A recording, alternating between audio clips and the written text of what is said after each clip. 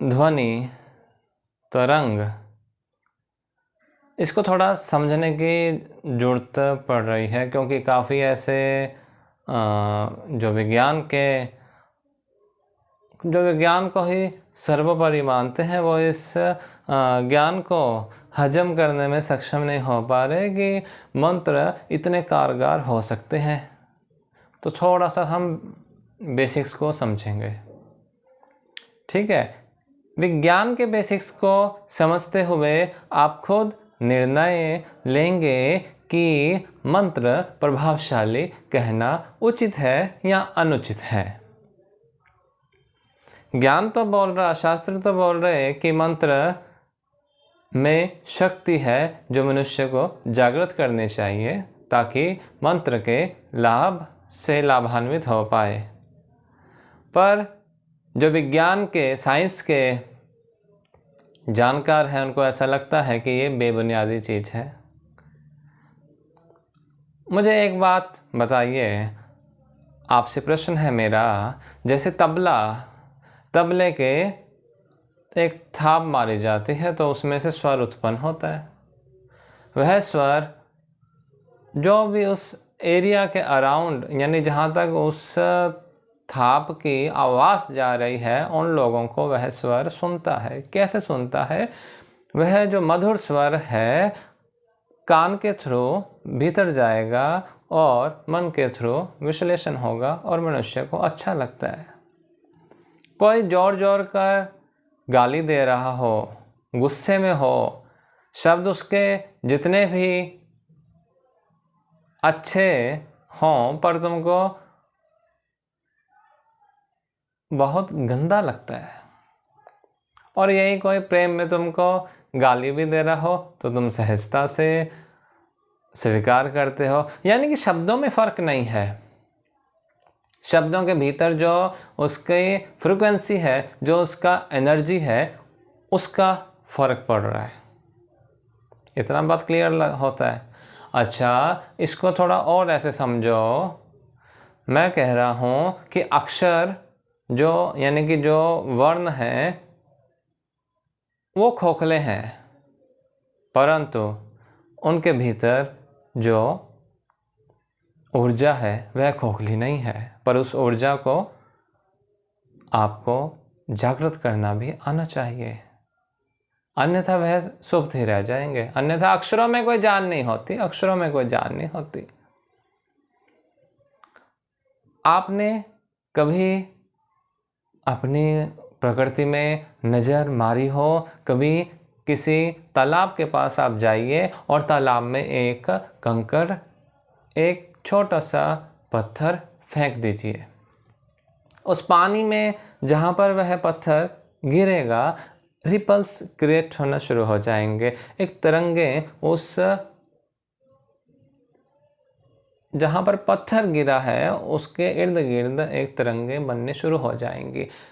जहाँ पर पत्थर गिरा है वह पत्थर नहीं जा रहा आगे, पर उस पत्थर के गिरने से उस पानी में एनर्जी रूपांतरित होती है और वेव्स क्रिएट होती हैं, वेव्स बननी शुरू होती हैं, तरंगे बनने शुरू हो जाती हैं और धीरे धीरे वह तरंगे फैलती हैं और अंत में आकर के ख़त्म हो जाती हैं। यानी जब तुम मंत्र कर रहे हो तो ये तुम्हारे ऊपर निर्भर करेगा कि तुम जो मंत्र, जो अक्षर, जो वो वर्ण इस्तेमाल कर रहे हो वो बिल्कुल तुम उस तरंग के पास हो या उस तालाब के किनारे पर हो। अगर तो तुम पास हुए तो तुम उस तरंगों को पकड़ लोगे, और यदि तुम बहुत दूर हुए तो तुम मंत्र जितना मर्जी इस्तेमाल करते रहो, तो मंत्र जैसे मर्जी इस्तेमाल करते रहो, तो तुमको वो अनुभूति नहीं आएगी। बात समझ लग पा रही है? अब होता क्या है, यदि हम विज्ञान की बात करें, यदि हम साइंस की बात करें, तो जब एक पार्टिकल, एक अणु दूसरे अणु के साथ टकराता है, ठीक, एक अणु दूसरे अणु के साथ टकराया, वह फिर दूसरा अणु तीसरे अणु के साथ टकराएगा। हो क्या रहा, जब एक स्रोत से अणु टकरा रहा तो उसकी एनर्जी उसमें कुछ कन्वर्ट हो रही है और कुछ एनर्जी डिप्लीट हो रही है। अब कुछ एनर्जी जो शेष बची है दूसरे अणु की, वो सारी एनर्जी अपने पास नहीं रख पाएगा, वह भी कुछ एनर्जी अगले पार्टिकल को देगा।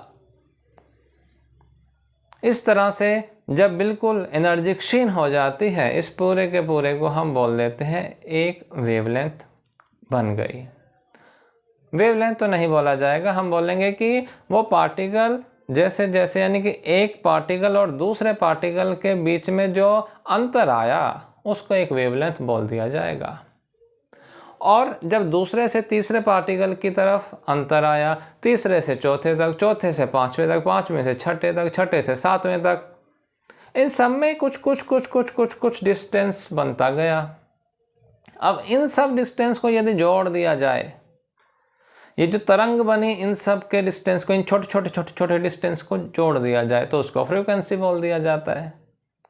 हर मंत्र में एक फ्रीक्वेंसी है, हर शब्द में एक फ्रीक्वेंसी है, पर वो आप किस तरह से इस्तेमाल करेंगे उससे ही मालूम पड़ेगा कि आप उस ऊर्जा को ग्रहण कर पाओगे, अन्यथा नहीं ग्रहण कर पाओगे।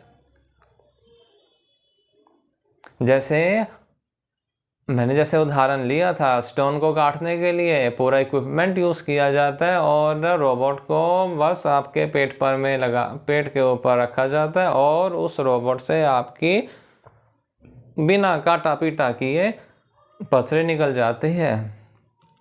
अगर भौतिक पदार्थ में इतनी शक्ति है तो मंत्रों पर भी तो एक बार कर ही लेना चाहिए ना अनुसंधान। क्या दिक्कत है, अनुष्ठान कर ही लेना चाहिए, देख लेना चाहिए कि क्या फर्क पड़ता है अपने आप पर। क्या दिक्कत है, जरूर करना चाहिए। अब बात यहाँ पर हो रही है, इतना तो आप हजम कर पा रहे होंगे कि हर एक तरंग के पास कुछ एनर्जी है। अब यही जो एनर्जी है, यही जो फ्रीक्वेंसी है, यही मंत्रों में भी विद्यमान है। वह भी तो एक अक्षर ही है ना, कुछ वर्णों से एक मंत्र तैयार होता है। उन मंत्रों में कुछ फ्रीक्वेंसीज हैं, वह फ्रीक्वेंसी तुम्हारे ऊपर एक्ट करेंगी जब तुम उस मंत्रों को सही तरीके से करोगे। तुमने कभी देखा बीट फॉर्मेशन होती है। अब बीट फॉर्मेशन कैसे होती है, एक फ्रीक्वेंसी मान लीजिए कुछ एनर्जी की है और दूसरी फ्रीक्वेंसी थोड़ी कम एनर्जी की है। उन दोनों फ्रीक्वेंसीज को जब हम सुपर इम्पोज कर देंगे, उन दोनों फ्रीक्वेंसीज को जब हम जोड़ देंगे तो जो एक पैटर्न बनता है उससे बीट फॉर्मेशन हो जाती है, जो हम कीर्तन में करवाते हैं आपसे। कीर्तन में बीट फॉर्मेशन हो रही है, छोटी फ्रीक्वेंसी बड़ी फ्रीक्वेंसी, यानी कि शिष्य चेला की फ्रीक्वेंसी गुरु की फ्रीक्वेंसी दोनों मैच कर जाती हैं तो एक अद्भुत पैटर्न तैयार हो जाता है। इसलिए गुरु के सन्मुख जब भी श्रवण किया जाता है तो उसका असर कुछ और होता है। किसी तीर्थ स्थान में जाकर के जब मंत्र किया जाता है तो उसका प्रभाव कुछ और होता है। समूह में जब किया जाए तो उसका प्रभाव कुछ और होता है। एकांत में जब किया जाए तो उसका प्रभाव भी कुछ और होता है। ये सब अनुभव की बात है, सब अनुभव की बातें। डॉपलर एक वैज्ञानिक हुए थे, उनका डॉपलर इफेक्ट है साउंड के ऊपर, बहुत परिचित होंगे लोग इन चीज़ों के बारे में।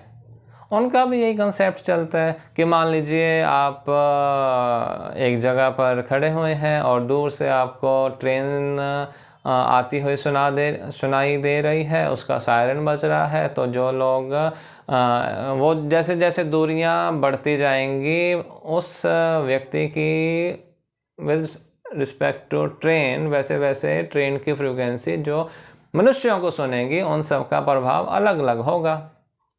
ऑब्वियस है, अगर कोई व्यक्ति ट्रेन के बिल्कुल पास खड़ा है तो उसको ट्रेन की अधिक फ्रीक्वेंसी अनुभव होगी। यदि एक व्यक्ति स्टेशन के बाहर खड़ा है तो उसको ट्रेन की फ्रीक्वेंसी की, जो सायरन ट्रेन का बज रहा है उसकी फ्रीक्वेंसी थोड़ी कम अनुभव होगी। आप कहाँ पर खड़े हो, बात उसकी हो रही है, तो घूम करके बात वहीं आ रही है। आपका मंत्र आप सही से कर रहे हो या आप स्टेशन के बाहर खड़े हो, फ़र्क इस पे पड़ेगा, फ़र्क इस पे पड़ेगा। तो कमर कस के मंत्र करिए। नमस्ते।